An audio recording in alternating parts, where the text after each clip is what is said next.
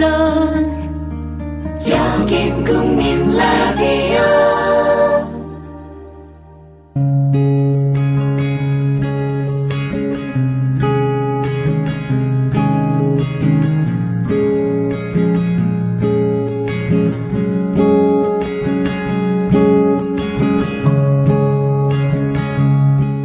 네, 반갑습니다. 박상미의 공감 스토리텔링, 오늘 문 활짝 엽니다. 오늘 생방송으로 여러분들과 함께 할 텐데요. 오늘 정말 재미있는 이야기 손님 나오셨습니다. 개태와 함께한 이탈리아 여행과 그림 형제의 길의 저자로 알려지신 송관승 교수님과 함께 할 텐데요. 여러분 오늘 기대해도 좋습니다.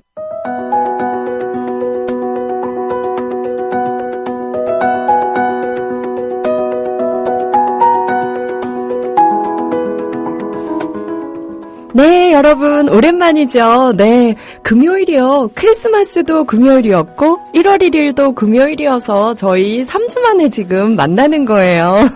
되게 오랜만입니다. 그래서 여러분들께 3주 만에 인사드리는 기념으로 오늘 특별한 손님 모셨습니다.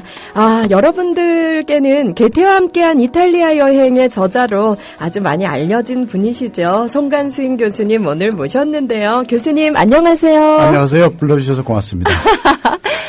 제가 정말 좋아하는 책의 저자를 국민TV에서 만나게 돼서 정말 반갑습니다. 제가 영광이죠. 나와주셔서 정말 감사합니다. 우리 개태와 함께한 이탈리아 여행, 제가 이 책 오래오래 아껴 읽었는데요. 이번에 신간이 나왔어요. 네, 그림 형제의 길. 이 책은 요즘 많이 나간다는 소문 들었는데요. 출판 시장이 어렵기 때문에 한계 상황 속에서는 제법 나오고 있습니다. 아무래도 그림 동화 우리 청취자 여러분께서 잘 아시는 내용이다 보니까 또 어려운 시절을 겪은 이야기가 바로 이런 이야기들이거든요. 네. 그러다 보니까 다행히 애정을 갖고 많이들 읽어주시는 것 같습니다. 네, 송관승 교수님이 어떤 분인가 또 여러분 궁금하시죠? 제가 잠깐 소개 올리겠습니다. MBC 베를린 특파원과 국제부장을 지내셨고요. 콘텐츠 기업 IMBC 대표이사를 역임하셨습니다.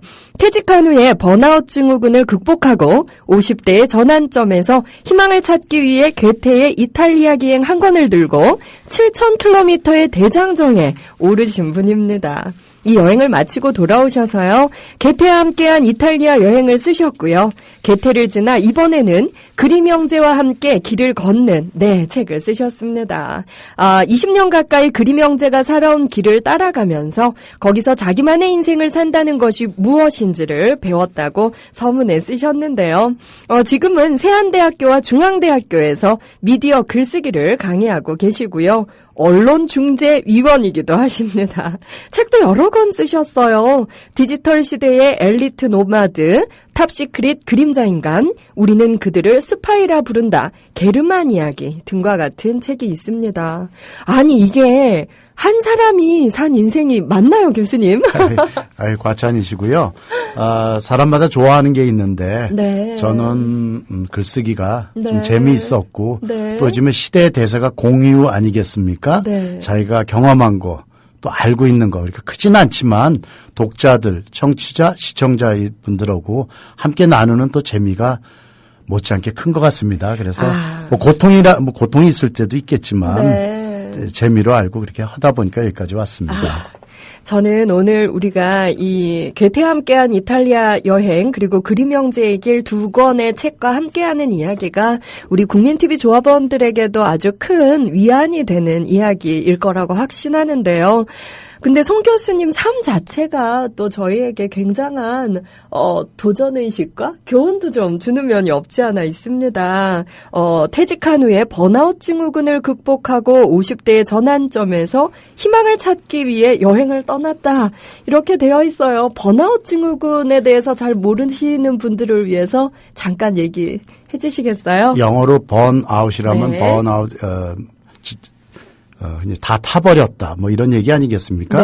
그런데 그걸 의역을 하면 요즘에 시대의 대세이기도 한데 정신적으로나 육체적으로도 많이 지쳐 있겠죠. 또 직장 생활 하시다 보면 많이들 지쳐 있고요.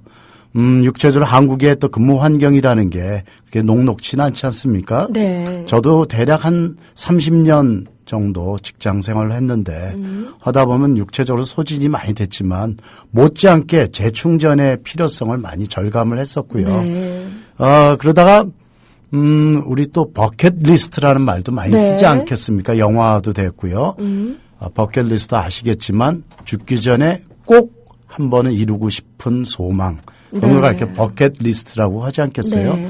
앞서 말씀해 주신 대로 제가 직장 생활을 감사하게도 제 능력에 벅차게 좋은 경험을 많이 했는데 그러고 났을 때 나는 뭘 할까? 그래서 꿈이 제가 대학에서도 동문학을 했었고요. 네. 마침 특파원도 독일에 했었고 그런 여러 가지 저하고 관련이 있었던 또 제가 관심이 있었던 인물이 괴테였습니다. 네. 괴테의 이탈리아 기행이라는 책이 워낙 세계적인 명저입니다. 네. 그 루트를 따라서 한번 갔다 와보는 꿈이 있었는데 네. 다행히 그 꿈을 이뤘고요. 네. 그래서 그거를 책으로 한번 엮었는데 다행히 독자들께서 애정을 갖고 읽어주신 것 같습니다. 야, 그러면 교수님께서 이 괴테의 이탈리아 여행 이 책을 들고 여행을 떠나신 것도 오래도록 꿈꿔온 한 가지 꿈을 이룬 사건이었네요. 최소한 30년은 걸렸었죠. 우와. 마음속에 간직해왔다가 네. 물론 이게 이 방송을 들으는 청취자 여러분들께서 이렇게 생각하실 수도 있을 것 같습니다. 저 사람 한가해갖고 우리는 다 지금 인생 위기인데 취업도 그렇고 경제적으로 어려운데 저 사람 한가한 얘기하는구나 뭐 그렇게 또 들으실 분도 없잖아요. 있으실 것 같아요. 네. 뭐 사실 그거 좀 조심스러운데 다만 저는 한 30년 동안 거의 휴일 없이 일을 해왔었습니다. 앞서 그 번아웃이라고 그랬었죠. 네. 정신적으로 소진돼 있고 저도 당시에 회사를 그만뒀을 때 뭐 개인적인 얘기 말씀드려서 그런데 막내가 이제 불과 고등학교 1학년이었습니다. 아, 그때가요? 네. 늦둥이네요. 수치 얘기하면 수치당한다고 합니다. 그런데 네. 뭐 나이 얘기도 그렇습니다만은 그럼에도 불구하고 누구나 꿈이 있지 않겠습니까? 네. 더 늦기 전에. 네. 뭐 저도 재취업 뭐 어려운데 어디로 가야지? 이런 다들 고민이 있었는데 그 당시에는 그런 걱정도 하나 있었지만 네. 한 30년 정도 일을 했었으면 중간에 갭 이어라고 하나요? 네. 중간에 잠시 쉬어가는 시간이 필요했는데 네. 자기를 돌아보고 주변을 돌아보고 또 방향성이 제일 중요한 것 같습니다. 제가 경영을 해봤는데 네. 경영의 핵심은 다 열심히 하지만 어디로라는 방향성 설정이 제일 힘든데 네. 여행이 주는 메시지가 그겁니다. 어디로 간다. 어디로 간다. 예. 지도를 보면서 어디로 간다. 자기 좌표를 확인하고 네. 그런 의미에서 괴테와 함께한 이탈리아 여행이라는 건 저에게 이루 말할 수 없는 좋은 메시지를 던져줬던 것 같습니다. 그렇군요. 야, 멋지다. 와, 우리가 보통 퇴직했다 그러면 그때부터는 이제 쉬는 인생으로 들어간다고 생각했는데 퇴직 후에 훨씬 바빠지셨어요. 사실 뭐 쉽지는 네. 않았습니다. 뭐 아시다시피 요즘 젊은 세대들도 취업이 너무나 어렵고요. 네. 또 중년들은 요새 구조조정이다 뭐다 해갖고 다들 쉽지 않은 상황이 아니겠습니까? 다행히 저는 그래도 제 능력에 벅차게 그동안 잘 지내왔는데 네. 어느 날 버스 정거장을 위해서 한 세 정거장 지나면 내릴 거라고 생각하는데 갑자기 지금 내려 하면 그런 기분이었었습니다. 그렇군요. 그래서 물론 자기의 인생의 로드맵은 아무도 세상에 가르쳐주는 것 같지는 않습니다. 네. 학교에서도 가르쳐주지 않고 주변에서 가르쳐줄 수도 없는 얘기겠죠. 네. 저마다의 여건이 다르고 자기의 배워온 것도 다르고 능력도 다르기 때문에 결국은 제2의 인생의 로드맵은 자기가 설정을 해야 되는데 네. 당황스러웠고요. 근데 네. 제일 중요한 건 정직하게 받아들이는 거가 아닌가 싶습니다. 그 당황마저도 위기마저도 위기라고 판단을 하고 그러면서 자기가 뭐가 부족한지 혹은 어디로 가야 되는 건지 한 호흡을 잠시 쉬는 게 결코 나쁜 건 아니라고 생각합니다. 저는. 네. 진짜 프로필을 보면 이렇게 화려한 경력을 가지신 분이 퇴직을 하고 나면 아주 편하게 쉬실 것 같은데 그때 그런 고민을 또 하셨네요. 아무래도 그렇죠. 네. 우리가 모두도 고민이지만 한국 사회에서 일반 월급쟁이로 쭉 커서는 소위 말하는 부의 축적은 거의 불가능합니다. 네. 그러니까 저도 아직 뭐 제2의 인생에 편히 쉴 수 있는 여건은 아니었고요. 네. 뭐 개인적인 걸 말씀드리긴 그렇지만 열심히 일을 해야 되는데 다만 우리가 흔히 얘기하는 취업은 그렇게 쉽지는 않습니다. 네. 가장 어려운 게 뭐냐? 네. 나이라는 두 글자가 아닌가 싶습니다.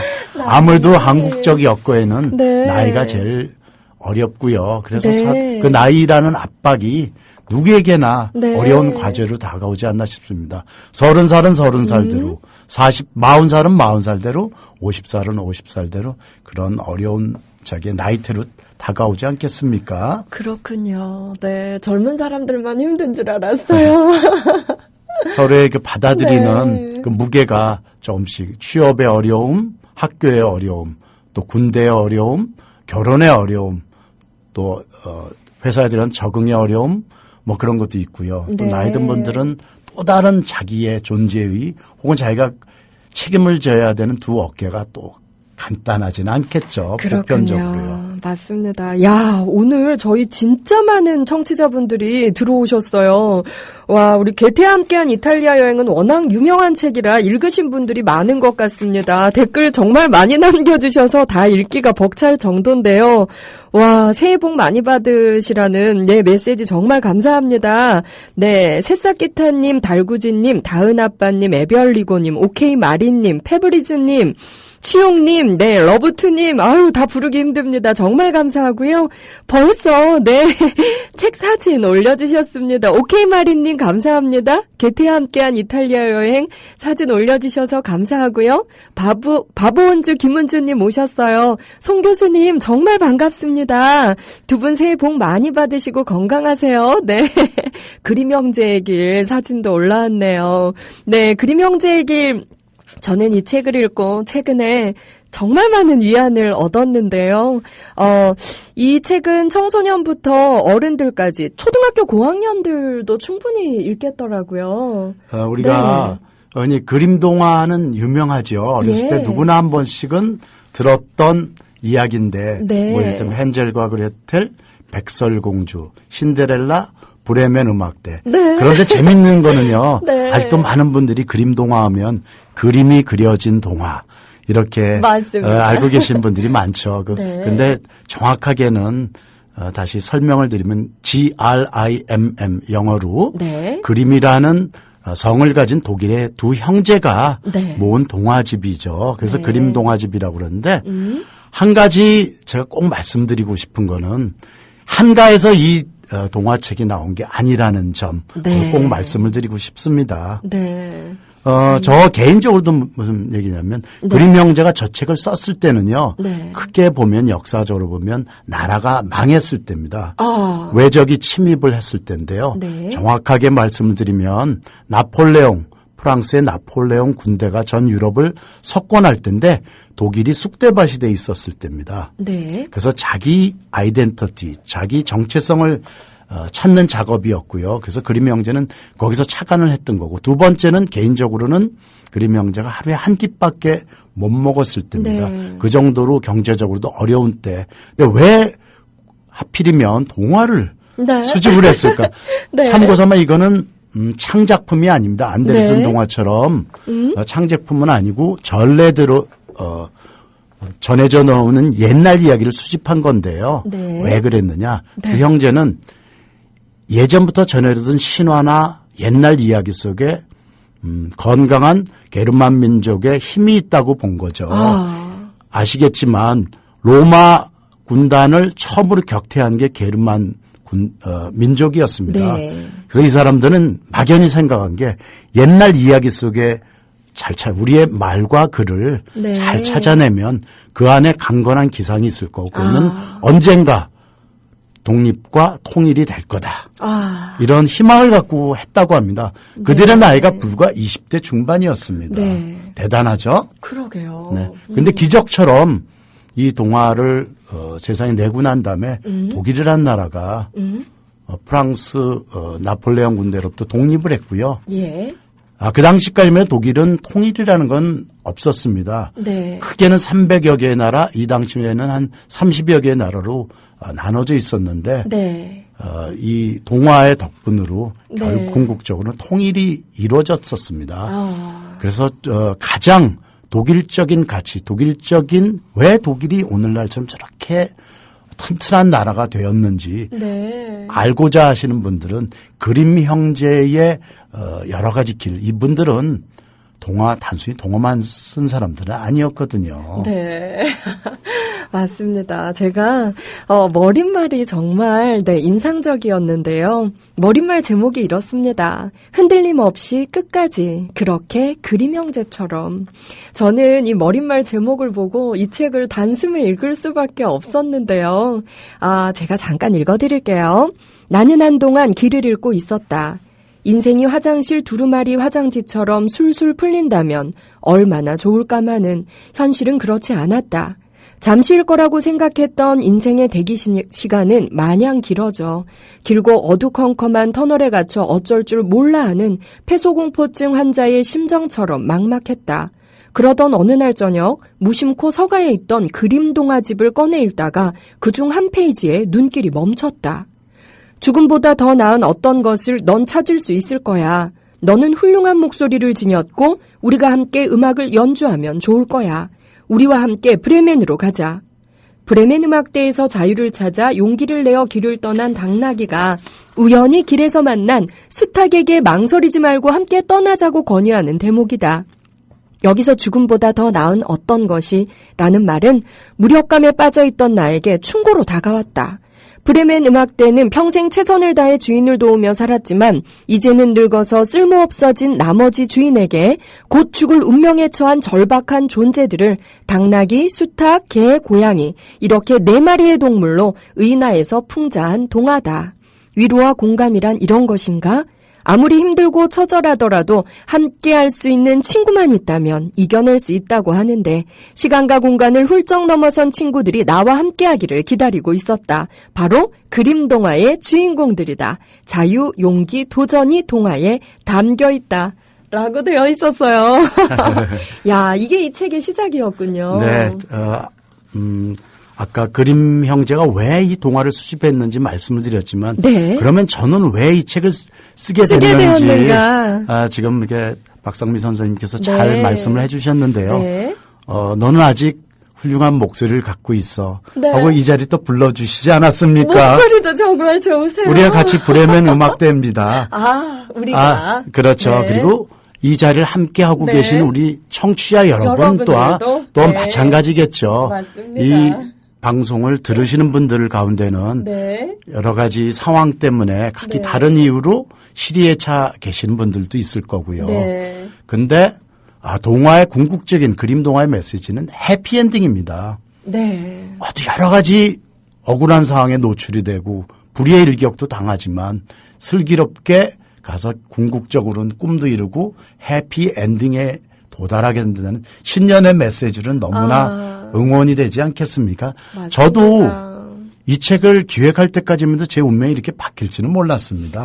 이 책을 기획할 때는 사실은 저 놀고 있었어요. 이 당시에요? 네.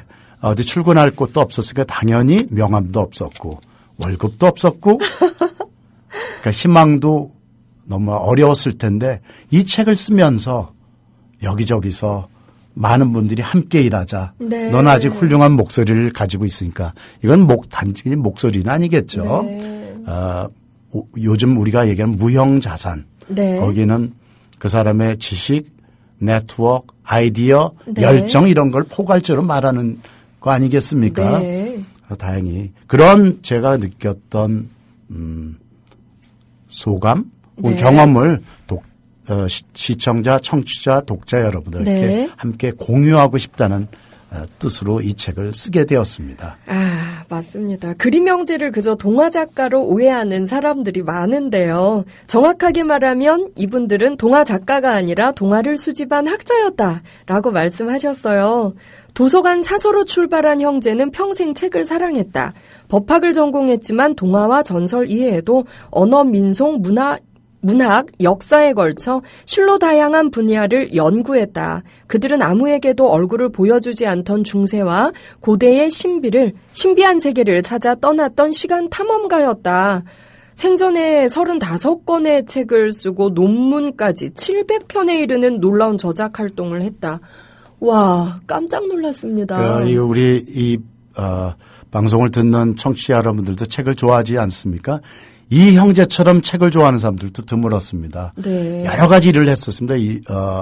나폴레옹 전쟁이 끝나고 외교관 비엔나 회담에 네. 외교관으로 참석해서 그 당시의 생생한 현장을 기록을 했고요. 네. 또 하나는 칼럼니스트였습니다. 오. 당시에 새로 시작한 신문에 네. 정치적인 논평도 했고 또 하나는 괴팅엔 7교수 사건이라고 유명한 역사적인 사건인데 네. 그게 전제 군주제에서 민주제로 넘어가는 그런 과정 속에서 적극적으로 하다가 해직된 7명의 교수들을 가리켜 괴팅엔 7교수라고 하는데 그 주역이 또한 그림 형제였습니다. 그리고 독일의 사전, 대사전을 네. 처음 만든 주역이기도 했고요. 천재네요. 뭐 천재기도 했습니다만 워낙 네. 뛰어나기도 했습니다만은 이 사람들은 자기가 도대체 뭘 해야 될지 이런 생각을 했다고 합니다. 다른 사람들은 위대한 것, 엄청난 거에 신경을 쓸 때 나는 들가에 있는 하나의 풀꽃이면 만족한다. 내가 할 수 있는 일, 내가 잘하는 일, 비록 그게 남들에게는 하찮게 여겨질지는 모르겠지만 그걸 허물어서 내가 기여하고 싶다. 결과적으로 결코 하찮은 일은 아니었습니다. 그렇지만 그 당시에는 주변에서는 우습게들 알았습니다. 그게 요즘 독일이 말하는 든든한 인문학의 인프라고요. 그러나 하나하나를 꼼꼼하게 자기의 영역을 튼튼하게 만들었죠. 아, 진짜 훌륭하다. 이 책에서 교수님 저자의 목소리로 한 구절 저희 청취자들께 읽어주실 수 있을까요? 이 책은요, 그림 네. 형제를 가장 독일적인 사람이라고도 얘기했는데 그림 동화 가운데 가장 독일적인 동화 가운데가 하나가 여러분이 잘 알고 계시는 헨젤과 그레텔입니다. 그렇죠. 그중에 한 문장만 제가 읽겠습니다. 네. 헨젤과 그레텔을 가리켜서 가장 독일적인 민담이라고 말하는 것은 깊은 숲과 마녀라는 모티브가 있기 때문이다.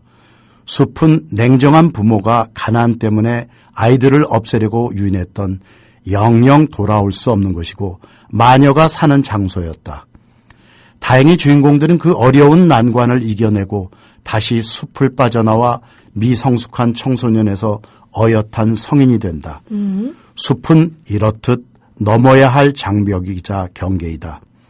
독일인은 길을 잃고 헤매는 과정을 정신적으로 그리고 교육적으로 대단히 중요하게 생각한다.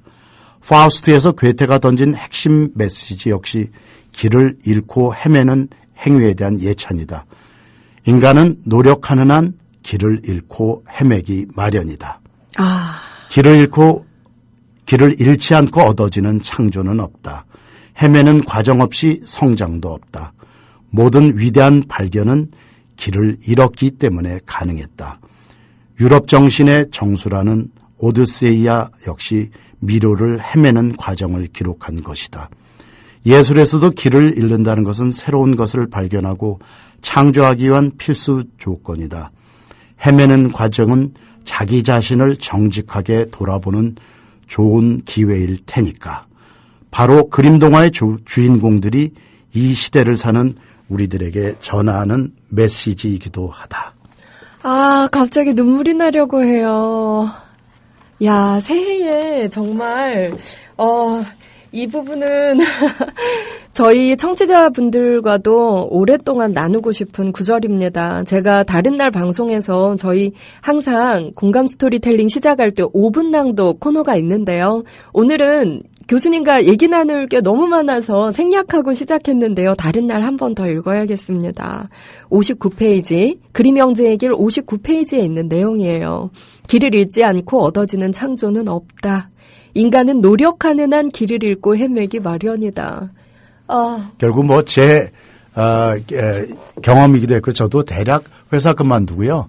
1년 반 동안 방황을 했습니다. 긴 인생에서 길지 않다고도 할 수가 있겠지만 또 오랜 직장 생활을 하다가 중단이 되면 사람들이 정체성에 혼란이 오지 않겠습니까? 네. 그래서 이 방송을 들으시는 분들 가운데 여러 가지 지금 길을 잃고 계시는 분들도 있으리라고 저는 생각을 합니다. 그분들과 함께하는 보이지는 않지만 공감의 영역, 응원의 메시지 그리고 막연한 응원은 아니고요.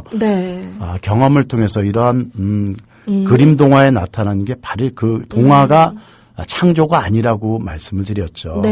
그게 인류의 오랜 역사에 전하는 메시지인 것 같습니다. 지혜의 이야기고 결국은 인류가 전하는 메시지인데 희망을 잃지 않고 우리가 길을 찾는 겁니다.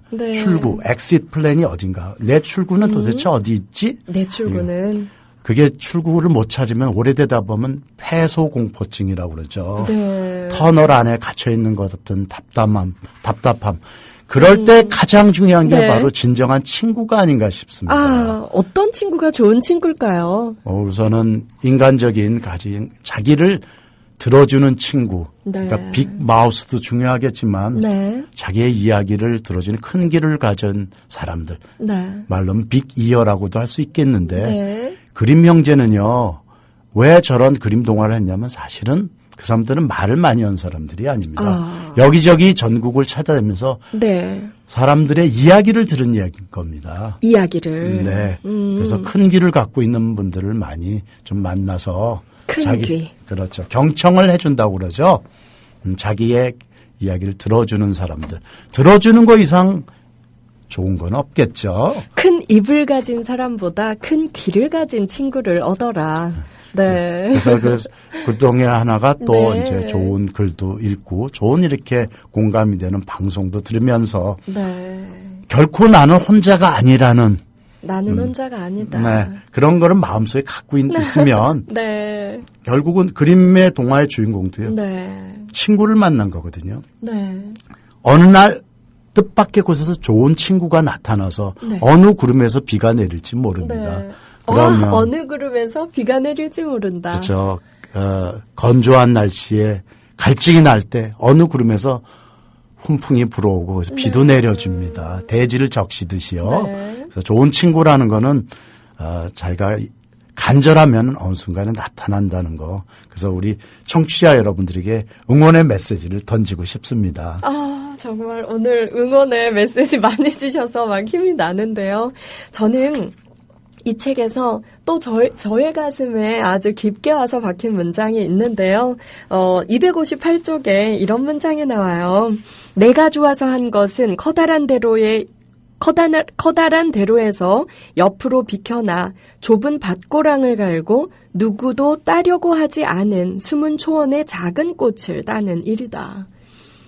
그림 형제가 그렇게 자기가 옛것들 쾌쾌 묵었다고 하는 옛것 그 남들은 위대한 걸 외칠 때 디테일하고 아주 작은 거 했던 이유가 그건데 사실은 저에게도 큰 메시지를 줬습니다.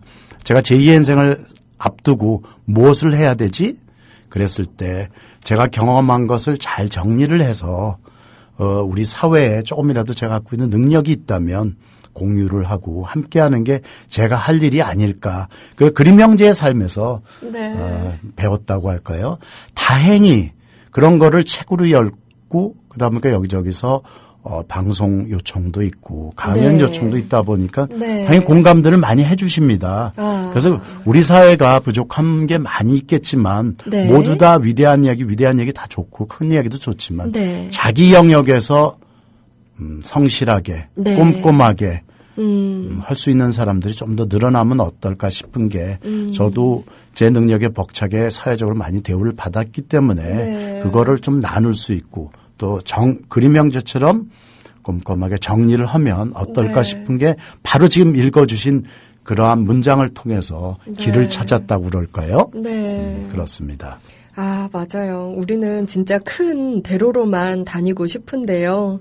누구도 따려고 하지 않은 숨은 초원의 작은 꽃을 따는 일, 이것의 소중함을 아는 사람이라면 언젠가 반드시 빛을 보게 될 것 같아요. 제가요, 개인적인 얘기를 말씀드리면 대략 30년쯤 전에 어떤 신문사에 수습기자 시험을 봤는데 그때 제목이 뭐였는지 아십니까? 길이라는 장문. 길. 네. 그런데 공교롭게도 또 MBC 들어갈 때도 시험 문제가 길이었습니다. 어머. 그래서 제가 지금 오늘 소개된 두 권의 책의 주제가 하나는 그림 형제의 길이라고 그랬죠. 그것도 길을 얘기한 거고 괴테와 함께한 이탈리아 여행 역시 주제는 길입니다.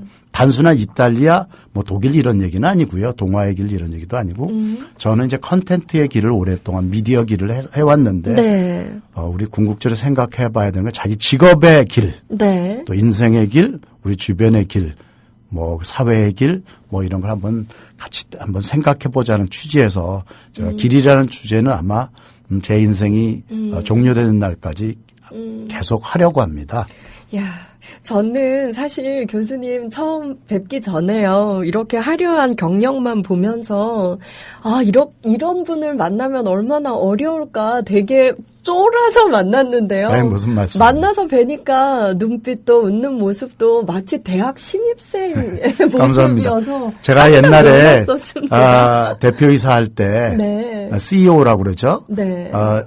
잘 아시겠지만 CEO는 영어로 Chief Executive Officer 아니겠습니까? 저는 그거 대신 다른 개념을 농담으로 이렇게 얘기했습니다. 전 Chief Entertainment Officer. 그러니까 대세가 요즘은 유머가 있었고 또 농담이 항상 있어야 되잖아요. 한국 사람들이 잘하는 컨텐츠는 결국은 펀이 있어야 됩니다. 재미가 있어야 되죠. 뻔하면 안 되고요. 뻔하면 문화산업에서는 제일 금기가 뻔한 겁니다. 대신 말장난 같지만 fun, F-U-N. 그래서 펀하게 그렇게 했는데 다행히 우리 박성미 선생님이 오늘 저의 펀 감각을 건드려 주셨습니다. 언어 유희의 황제라는 소문은 신문기자들을 통해서 익히 들었었는데 야 정말 대단하십니다. 뻔하면 안 되고 펀해야 한다. 우리 사회가 지금 이제 젊은 세대들은 잘들 하죠. 기성세대는 아무래도 좀 열심히들은 살았는데 부족한 게 유머 감각하고 펀하는 게 몸이 못 따라와요. 근데 젊은 분들은 아무래도 요새는 많이 펀하게 유머 감각 있고 그렇게 하잖아요. 다만 우리의 카테고리 이런 거는 이제 틀이 좀 펀했으면 좋겠다는 그런 제가 또 바람도 가져봅니다. MBC 베를린 특파원과 국제부장, 특집부장, 100분 토론 부장을 지낸 언론인 출신이시고요. 또 IMBC 대표이사 지내셔서요. 요즘 그 경영인들이 모여서 강의를 많이 요청한다고 들었어요. 거기 가시면 항상 그 말씀 하신대요. 여기 오니까 갑갑하네요. 제가 아무래도 사장님들 어디 대표이사 어디 책임자들을 그래서 흔히 갑을 간교해서 갑이라고 그러지 않습니까? 두 명 이상 모이면 갑과 갑이 되니까 갑갑합니다. 개근 것 같지만 처음에는 별로 안 좋은 표정을 쳐다보다가 취지를 이해하고 그때부터 웃어주시기 시작합니다. 그렇군요. 다만 그분들에게도 고충이 있습니다. 제일 큰 고충이 갑에게도 고충은 있다? 당연하겠죠. 제가 조금 경험을 해봤어요. 뭐냐? 외롭습니다. 뭐가 외롭냐? 많은 사람들이 다 열심히 하는데 이 길로 가자 저 길로 가자 할 때 10가지 아이디어인데 자기가 방향을 설정을 해줘야 됩니다.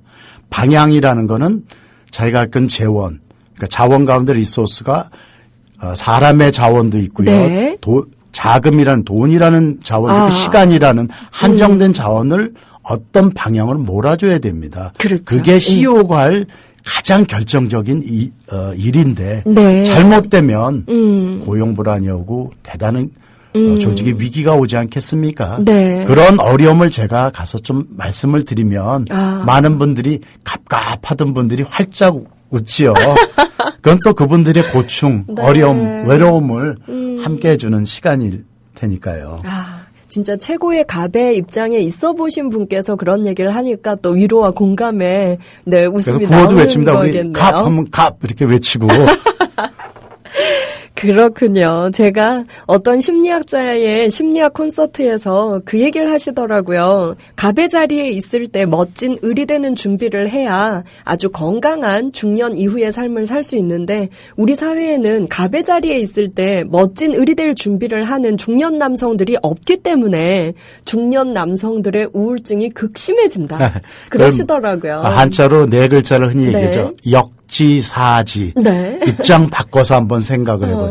갑의 입장, CEO 입장 혹은 중간 간부 혹은 이제 비기너 네. 사회생활 초년병의 입장으로 돌아가서 자기가 사회생활을 처음 시작할 때 어려움 네. 한번 생각도 해보고 저는 이제 거꾸로 모든 거를 다 내려놨 입장이 아니었겠습니까? 네. 그런 관점에서 저를 다시 한번 생각을 해봤고 제가 또 아까 제 개인적인 소개를 했었습니다만 네. 언론중재위원도 됐잖아요. 네. 옛날엔 거꾸로 많이 불려나갔습니다. 그때도 네. 지금은 그걸 옆에 중재하는 입장이다 보니까 또 네. 여전히 거기 가서 제 구호도 이렇게 외쳤습니다.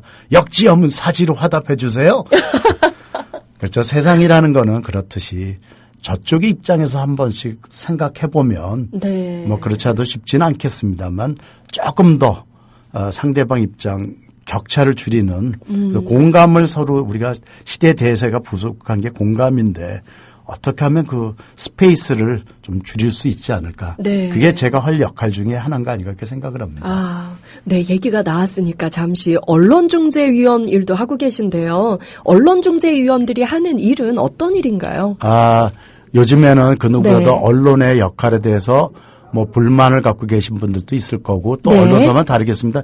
피해봤다고 하는 분들이 있으실 텐데 네. 재판에 가기 전에 중재해 주는 기관입니다. 무료고요. 네. 그래서 그 언론중재에 신청을 해서 일단 반론이나 네. 정정보도를 신청할 때 현직 부장판사도 계시고요. 네. 또 로펌에 계시는 변호사도 계시고 학계에서 대표하시는 분들도 있고 저처럼 언론인 출신의 네. 이런 분들이 모여서 중재를 하는 기관이 언론중재위원회입니다. 네. 그래서 거기서 또 제가 언론사의 얘기도 많이 듣고요. 거기 또 피해봤다고 생각하신 분들의 옛날에 제가 미처 생각 못했던 네. 우리 보도할 때 또 일반인들 입장에서는 또 언론사가 갑입니다. 네네. 그래서 그런 것도 저희가 함께 반대 입장에서 한번 생각해보는 그런 시간도 많이 되고 있습니다. 그렇군요. 네. 참 많은 일들을 하고 계셔서 네, 듣고 싶은 이야기도 정말 너무나 많습니다. 네, 그럼 우리 잠시 게테와 함께한 이탈리아 여행으로 제목만 제가 발음을 해도 가슴이 두근두근두근 뛰는데요. 이 이야기 또 들어보도록 하겠습니다. 길 떠나기 전에 이탈리아 여행 떠나기 전에 잠시 음악 하나 듣고 갈게요. 오랜만에 우리 딸기 타르트 한번 듣고 가는 건 어떨까요? 음악 준비되는 동안요. 게테와 함께한 이탈리아 여행은요. 200년 전 게테가 떠난 그 길을 따라 내 삶도 새로이 시작되었다라는 서문으로 시작하는 책입니다. 책 표지도 정말 예뻐서 이 책은 선물하면 항상 칭찬을 들었던 책인데요. 그 사이에 또 여러분 들어오셨습니다. 사도우아님, 뻔뻔해져야 합니다. 맞습니다. 다름과 다름님, 목소리가 낯익는다 했더니 MBC 송간생 기자시군요. 얼굴이 떠오릅니다. 반갑습니다. 하셨어요. 저는 처음 뵀을 때, 베이지색 바바리 코트를 입고 나오셨는데, 딱 본 순간 예전에 MBC 베를린 특파원 하실 때 나오셨던 모습이 그대로 제 눈에 겹쳐지더라고요. 얼굴이 빛나지 않으면 네. 깃이라도 올려야 되겠죠? 농담입니다. 근데 마음이 여전히 어린아이의 마음과 같으셔서 그런지 외모도 그때랑 변함이 없으십니다. 오케이마리님, 그림 형제에 대해서 제대로 알게 됐다고 또 댓글 남겨주셨어요. 여러분 반갑습니다. 다른가 다름님 또 주셨어요. MBC 정가는 문화부 기자 목소리를 참 좋아했는데 지금도 현직에 계시는지 궁금합니다. 그분 제 데스크셨는데 얼마 전에 네. 정년 퇴임하셨습니다. 아쉽습니다. 목소리 상당히 좋으셨죠? 저랑 이름이 비슷해갖고 네. 간혹 혼동하시는 분들도 맞습니다. 있으셨어요. 상당히 스타일리시하시죠.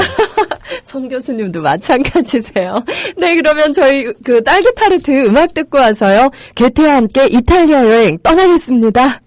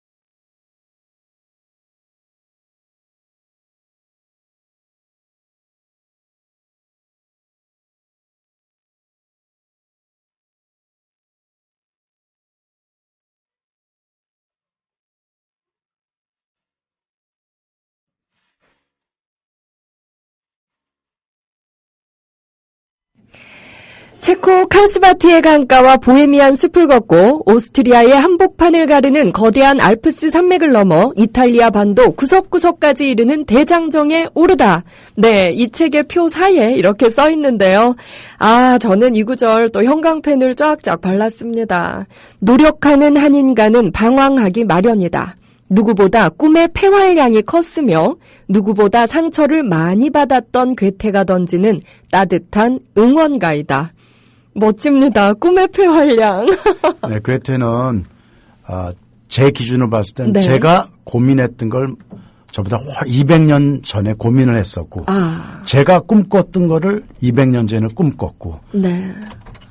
헤맸던 것도 200년 전에 꿈꿨고 그다음에 헤매는 것도 그랬고 길도 찾았습니다. 네. 그래서 제가 폐활량이라고 아까 말씀드렸지만 괴테만큼 다양한 일을 한 인물도 드뭅니다. 그래서 네. 꿈의 폐활량, 허파가 너무나 컸던 사람입니다. 그거는 요즘 기준의 뭐 사회적 지위, 부를 얘기하는 건 아니고요. 당연히 그 사람은 세계적으로 기록을 갖고 있는데 우리 청취자분은 아시는지 모르겠는데 세계 최초의 베스트셀러 작가입니다. 네. 그게 젊은 베르테르의 슬픔이라는 네. 거고요. 그게 불과 20대 중반의 나이에 했던 거고 그 책의 명성 때문에 바이마르 공국이라는 한 나라의 초빙이 돼서 고급 관리로 초빙이 됐었거든요. 네. 그처럼 잘 나가던 사람조차도 네. 과거의 자기의 히스토리를 다시 태어나고 싶다고 해서 떠난 게 바로 이탈리아 여행인데 여기서 분명히 말씀드리는데 괴테는 놀러 간 게 아닙니다. 네. 자기를 그걸 유럽에서는 18세기에 그랜드 투어라고 얘기합니다. 네. 위대한 여행이라고 그러지만 유럽의 귀족을 중심으로 당시의 지식인들은 자기를 다시 그러니까 자기 학습 여행이라고 그럴까요? 네. 그렇게 떠났던 게 바로 이탈리아 여행이었고요. 그래서 네. 괴테는 첫 문장의 선수입니다. 우리 흔히 이렇게 얘기를 하죠. 저자들 책은 첫 문장 드라마도 그렇고 영화도 그렇지 않습니까? 네. 첫 문장 뒤로 하면 아무도 안 읽죠. 네. 죄송합니다. 독일어로 한마디 하겠습니다. 후리 드라이 우어 슈탈 ich mich 야. aus 칼스바트. 새벽 3시 아무도 모르게 칼스바트를 빠져나왔다. 와. 이렇게 심장을 울립니다. 진정하게 자기 자신이 그렇게 사랑하지 않으면 그런 열망이 있지 않으면 그런 글을 못 쓰죠. 출발할 때 마차로 출발을 했는데 네. 새벽 3시에 네. 가방이라고는 딱 하나 네. 그리고 오소리 배낭 하나였습니다. 그렇게 단출하게 떠났는데 돌아올 때는 어마어마한 걸 갖고 왔습니다. 뭐냐. 이탈리아 위대한 예술품들, 책들 무엇보다 그 가방 안에는 꿈이 들어 있었습니다.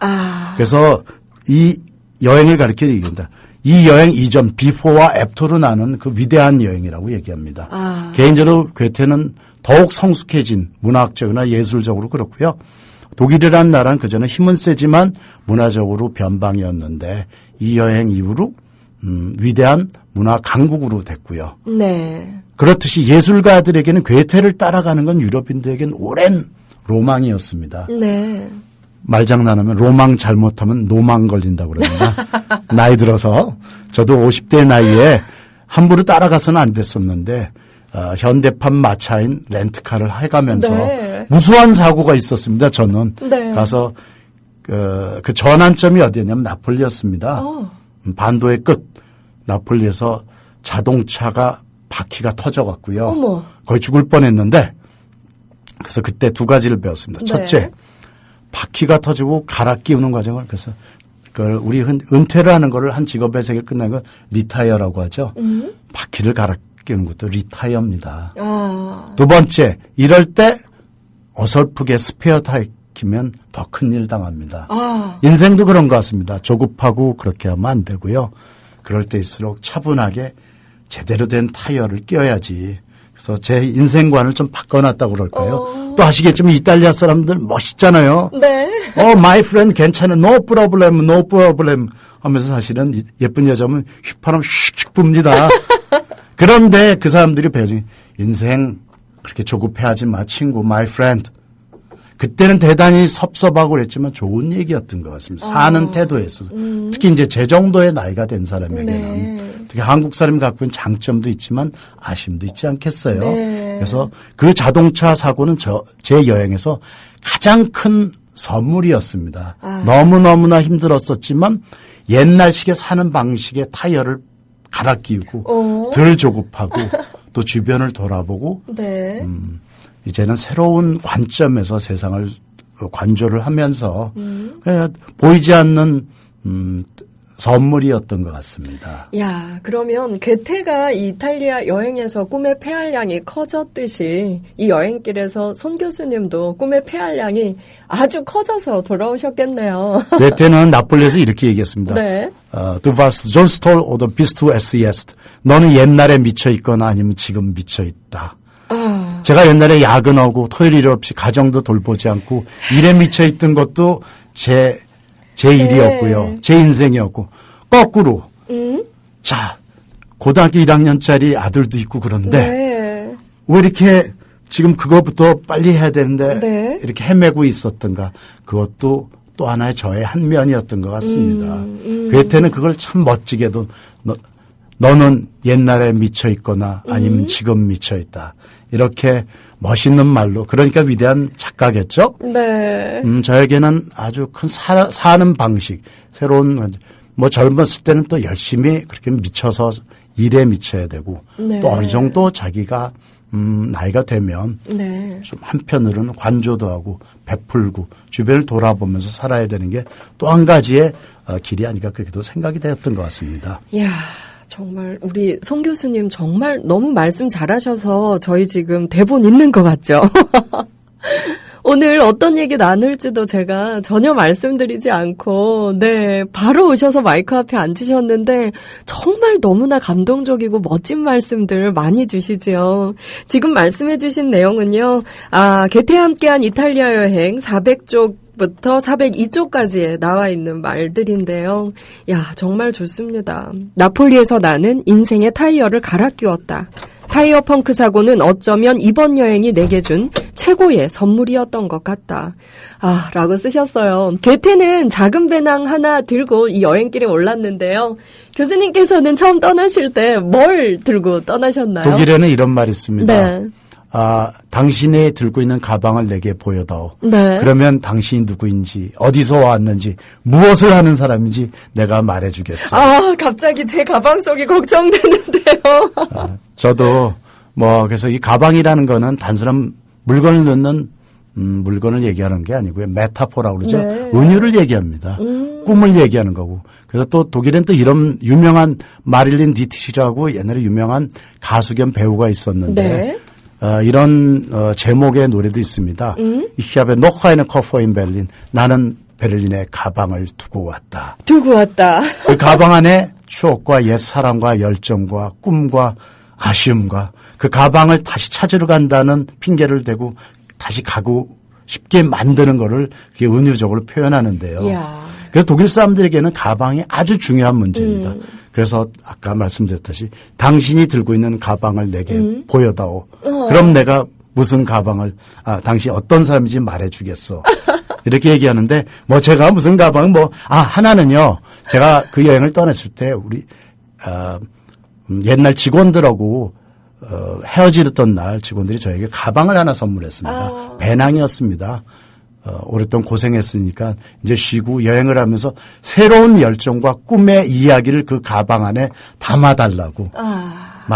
이제 2권의 책을 썼으니까 약속은 좀 지켰겠죠? 그게 우리 요즘 얘기하는 스토리텔링이죠. 네. 진정한 새로운 로드맵. 제2의 인생의 로드맵은 다시 말씀을 드리지만 아무도 가르쳐주지 않습니다. 네. 자기가 찾아야 되는데 그 가방 안에 그거를 조금씩 무엇보다 번아웃 지쳐 있을 때 에너지를 불러일으키고 새로운 또 열정을 불러일으켜서 주변과 또 친구들과 함께 할 수 있는 그런 것들. 그래서 우리 저와 함께 했던 직원들에게 감사하다는 말씀을 이 자리를 빌어서 꼭 드리고 싶네요. 직원들이 떠나는 상사에게 그런 말을 했다는 걸 들어보니까요. 보통 나쁜 상사였으면 속 시원하다 잘 가세요 할 텐데 정말 퇴직 이후의 삶에 대해서 큰 기대를 그분들도 갖고 계셨던 제가 거네요. 그때까지만 해도 CEO였으니까 네. 봐줄 거겠죠? 야, 이 책 452쪽에는 저는 또 이 문장에 밑줄을 그었습니다. 누구나 떠났을 때와 마찬가지 모습으로 돌아오는 것이 보통이지. 더구나 나중에 자신의 형편에 어울리지 않는 생각을 갖고 돌아오는 일이 없도록 조심해야만 하네. 이를테면 나는 이탈리아에서 아름다운 계단의 개념을 갖고 돌아왔는데 그 때문에 내 집을 망쳐버린 게 분명하네. 왜냐면 아름다운 계단에 집착한 나머지 방이란 방이 모두 원래의 크기보다 작아져 버렸기 때문일세. 이탈리아에서 돌아온 직후에 바이마르에서 괴테가 이런 말을 했대요. 그렇죠. 스위스 출신의 네. 친구가 예술가가 네. 권유를 해서 했었는데 네. 아무래도 이탈리아는 예술 뛰어난 나라고 네. 독일은 그때만 해도 훨씬 예술적으로는 처져있는데 네. 그거를 얘기를 했고 현실을 얘기한 거고요. 네. 그래서 이제 후배들에게 네. 해주는 얘기였습니다. 에커만이라는 말년에 자기를 찾아왔던 후배 작가에게 해준 말이었습니다. 네, 야, 교수님, 저는 이 두 권의 책을 읽고 정말 저도 작은 꿈이 하나 생겼는데요. 교수님 이 이후의 책들이 훨씬 더 궁금해집니다. 지금도 계속 글을 쓰고 계신 걸로 아는데요. 이 책 이후에 그림 형제의 길 이후에 나올 책은 어떤 내용일까요? 뭐 다 일일이 말씀드리긴 그렇지만 네. 한편으로는 괴테는 제 인생에 어떻게 보면 스승이랄까 치운거라고 그럴까. 그래서 괴테가 말하는 인생 위기와 괴테, 네. 30에 만난 괴테, 40에 만난 괴테, 네. 50에 만난 괴테 그런 걸 하나 좀 다시 기획을 해보고 싶고요. 또 출판사의 요청도 있고요. 네. 또 하나는 우리 직장인들의 네. 여러 가지의 직업과 인생 그리고 인생 위기를 함께 놓는 꿈을 담은 얘기를 한번 해보고 싶습니다. 네, 정말 기대됩니다. 앞으로도 네, 새 책 나오면요, 제가 여러분들께 또 소개해 드리겠습니다. 송간순 교수님이랑 나눌 얘기는 이것만으로는 도저히 안 되고요. 네, 이분이 문화 전문가이기도 하고 유명한 작가이기도 하시지만 IMBC 대표이사를 역임하실 때는 전 세계의 한국의 문화 콘텐츠를 수출하는 분으로 아주 유명한 분이셨지요. 그래서 다음 시간에 한 번 더 모시고 한류에 대한 이야기 들어보도록 하겠습니다. 네, 다음 주에도 불러주시면 고맙겠습니다. 야, 정말 영광입니다. 여러분, 저희는 다음 주 4시, 금요일 4시 다시 찾아오겠습니다. 송간순 교수님과 함께하는 재미있는 한류 이야기 기대해 주세요. 오늘도 함께해 주셔서 고맙습니다.